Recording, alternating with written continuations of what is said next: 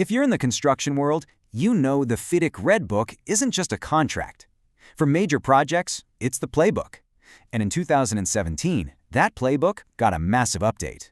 So let's break down exactly what that means for you. And we're not talking about a few minor tweaks here. These are some fundamental shifts in how projects get managed, how claims are handled, and maybe most importantly, how you avoid disputes in the first place. So yeah, if you're working with this new contract, you really need to know what's inside. All right, here's our game plan. We'll start with a quick look at how we got here from the 1999 version. Then, we're diving deep into 3 critical areas. First, the new rules around variations. Second, the super strict new process for claims. And finally, this big philosophical shift toward dispute avoidance. Ready to see how this is going to shake up your next project? Let's jump in. So, why the big change?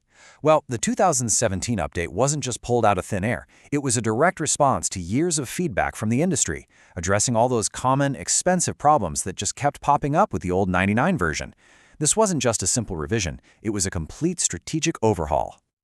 You can almost think of the 2017 suite as a dose of preventative medicine. The entire philosophy behind it is about getting way ahead of problems. It's all about clearing up the ambiguities that always led to arguments, locking down procedures that used to be a bit loose, and actually building in ways to stop disagreements before they ever escalate. Let's start with one of the biggest headache inducers in any project: variations to the scope of work. They can totally wreck schedules and blow up budgets. So let's see how the 2017 Red Book tries to bring a whole new level of precision here. Okay, this right here is a huge deal, especially for contractors. In the old days, a simple variation instruction could accidentally change what the project was supposed to be fit for, leaving the contractor on the hook for stuff they never planned for. Well, that loophole is now slammed shut. The purpose is now locked to the employer's requirements, and it can only be changed if that document is officially amended. It's a small tweak in the wording, but it has massive implications for managing risk. And this is a game changer for pricing variations. For the very first time, the contract spells it out in black and white. The contractor can claim for things like lost profit and other indirect damages. This gives you a clear contractual right to be paid for the real commercial impact of a change, not just the nuts and bolts cost of the work itself. And here's another new rule that just makes practical sense. Instead of making a contractor wait months and finance the work themselves while everyone argues about the final price of a variation, the engineer can now set a provisional rate. This gets money flowing for the work being done. It's a massive boost for on-site cash flow and helps smooth over a huge point of friction. All right, let's talk about claims under Clause 20. And you want to pay close attention here, because if there is one area of the 2017 edition you absolutely have to get right, this is it. The process is now totally standardized, and the deadlines, well, they're absolutely unforgiving. The first big change is that we now have a level playing field. The 99 book had different and, frankly, unequal rules for employer and contractor claims. The 2017 version throws all that out. Now, Clause 20 is a single, unified process. Doesn't matter if you're the contractor claiming more time or the employer claiming for defects, you both follow the exact same set of rules. And here are those rules. The process is now crystal clear, but it's also incredibly strict.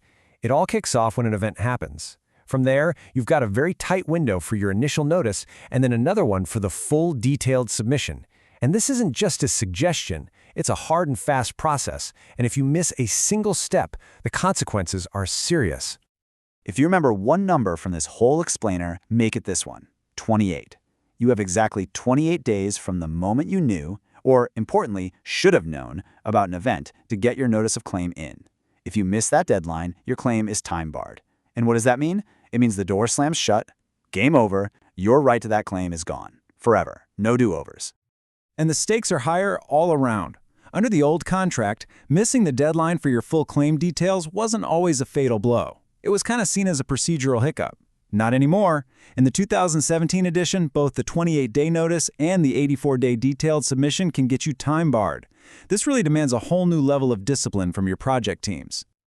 All of this intense focus on procedure actually leads us perfectly into our final section.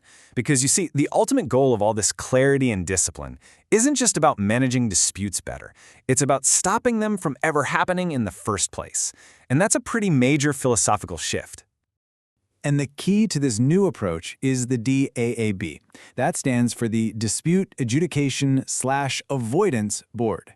Now, it sounds a lot like the old DAAB, the Dispute Adjudication Board, but that second A for avoidance signals a massive change in its whole mission. The DAAB is designed to be on the project from day one as an active, preventative force. This table really lays it out. The old DAB was reactive. It was like the fire department you called after your house was already on fire.